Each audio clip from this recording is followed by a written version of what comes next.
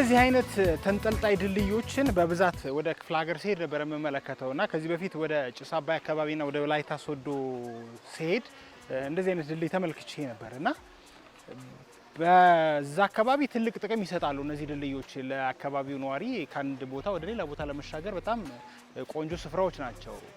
ከዚያ ባሻገር ደግሞ የሆነ የራሱ ተዝናኖትን የሚሰጥ እጅግ በጣም ውብ የሆነ እይታን ለማየት የሚመች ስፍራ ነው። ታዲያ ይህ ከእንጦጦ እስከ ቀበና ባለው ወንዝ ዳርቻ ላይ ከተገነቡት ተንጠልጣይ ድልድዮች መካከል አንዱ ነው።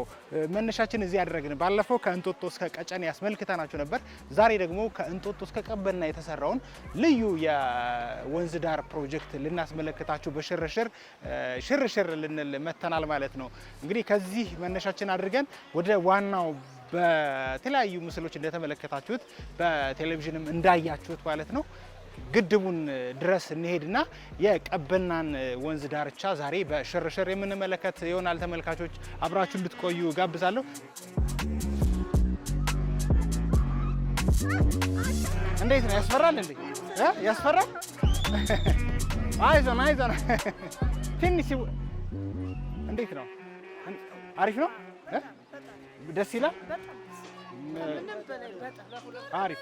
እሺ፣ በእንደዚህ አይነት ተንጠልጣይ ድልድይ ላይ ሂደት አውቃለህ? ከዚህ በፊት ብዙም አላውቅም፣ ግን ደስ ይላል። ኢንቫይሮመንቱ ደስ ይላል ማለት ብዙ ሰዎች አሁን ከአንተ ጋር የመጡ እየጮሁ እየተመለከቱ እያሉ ነበር፣ እየሰማቸው ነበር። እኔ ግን ደስ ይላል። ቀበና ወንዝ ከዚህ በፊት ታውቀዋለህ? እንደዚህ ሰፈሬ ነበር ከመሆኑ በፊት ለልማት ሰፈር ነበር ወይ እንትን ያደግከው ቀበና ላይ እና አሁንስ ያው በአዲስ እንትን አሪፍ ነው ማለት አሳልፉን እየተባልከ ነው። አረ በዛኛው በጎና ታልፈ ፈርታችሁ ነው? ግን የምር ፈርታችሁ? ለምን ደግሞ የፈራችሁ? ቀበናን ከዚህ በፊት ታውቁታላችሁ? አናውቀውም። ዛሬ ነው ያያችሁት? እሺ፣ ደስ ይላል። ደስ ይላል። በጣም ደስ ይላል። ይሄ ወላፉሽ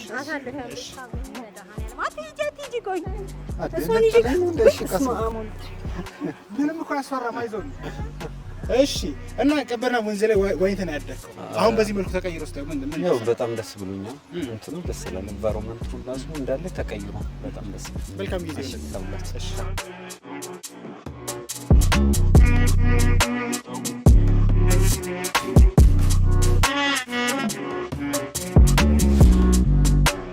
በዚህ ወንዝ ዳርቻ ልማት ላይ ከተሰሩት እጅግ በጣም ግዙፍ ከሚባሉት ግድቦች አንዱ ነው።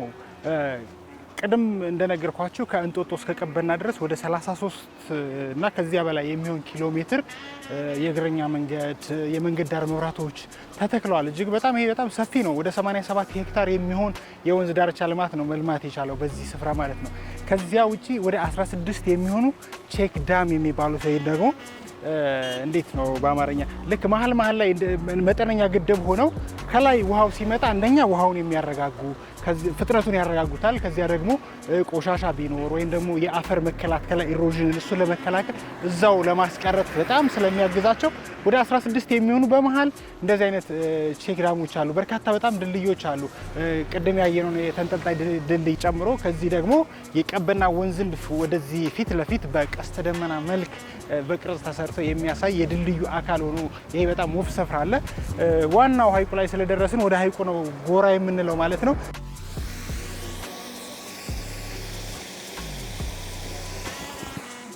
ዋው በጣም የሚያምር ስፍራ ነው።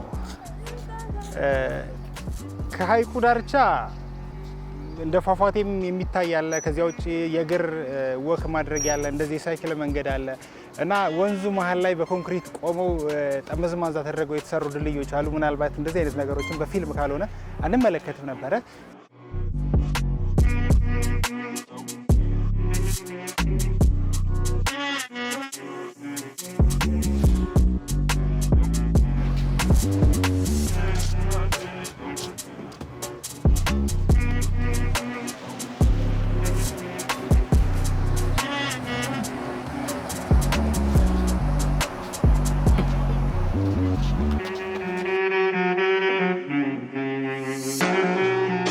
እንግዲህ በዚህ ድልድይ ላይ ካሉ ነገሮች መካከል ወደ ታች ወንዙን ለማየት የሚያስችል እንደዚህ በመሀል በመስታወት የተሰራ ክፍት ቦታ አለ። እሱን እያዩ መሄድ ይቻላል። ከዚያ ውጭ ከዚህ ከዋናው ግድብ ወደ ታች ደግሞ ውሃው ተወርውሮ ወደ ታች ፏፏቴ የሚፈጥርበት ልዩ ስፍራ አለ። እሱን ደግሞ ለማየት ከላይ እንደ ሰገነት የተሰራ ልዩ የተዘጋጀ ቦታ አለ። እሱን የምንመለከት ነው የሚሆነው።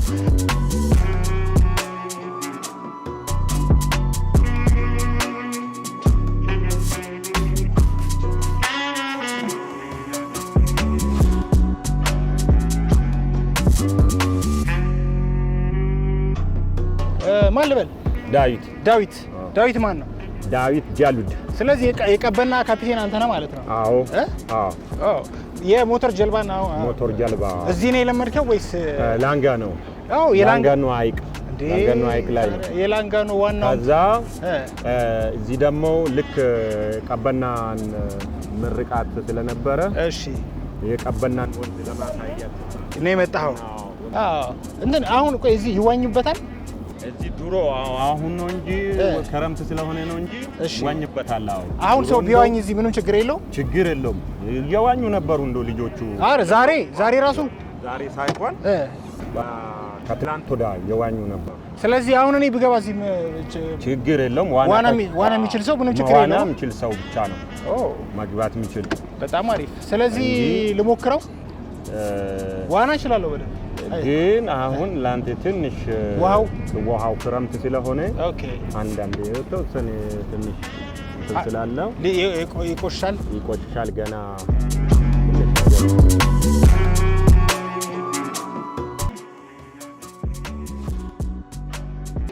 ዴቤ በጣም ነው ማመሰግነው። በጣም ጎበዝ ነገር በነገራችን ለሰጠን ጊዜ በጣም ነው ማመሰግነው። ምናልባት እንግዲህ ቀበና ድጋሚ እንመጣለን።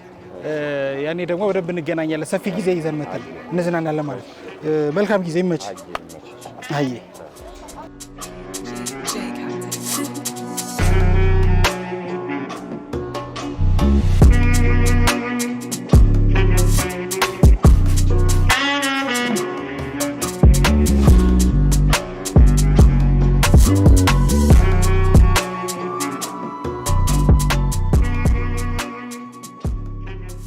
ሰላም ነው።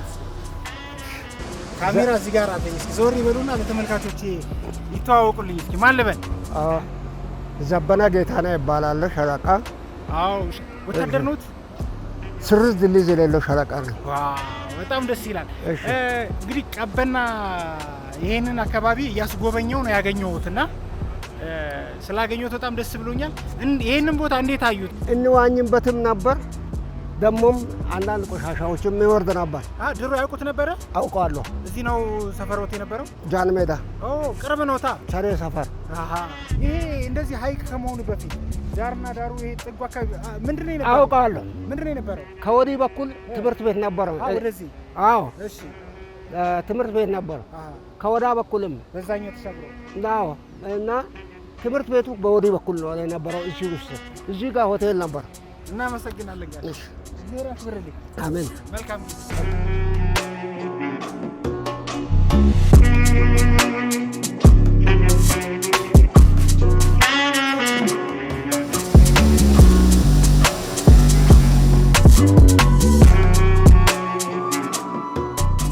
የቀበናን የመጨረሻ የጉዟችንን መዝጊያ ያደረግነው ከ6 ኪሎ እና ከ4 ኪሎ መጥቶ የሚገናኙበት መንታ መንገድ ፊት ለፊት ያለው ዋናው ሰገነት ወደ ታች እንደዛ አዲሱን ሀይቅ ወይም ግድብ ወደዚህ ደግሞ ፏፏቴውን በዚህ መንገዱን እንዳለ ላንድስኬፑን ከጀርባ ከሩቅ ደግሞ እንጦጦ ተራራን እያየን የምንዝናናበት እጅግ በጣም ውብ ስፍራ ላይ ሆኜ ነው ፕሮግራሚን ለማጠናቀቅ የወደድኩት ማለት ነው። እንግዲህ የእንጦጦ ቀበና ፕሮጀክት እንግዲህ ወደ 87.6 ሄክታር የሚሸፍን መሬት ነው።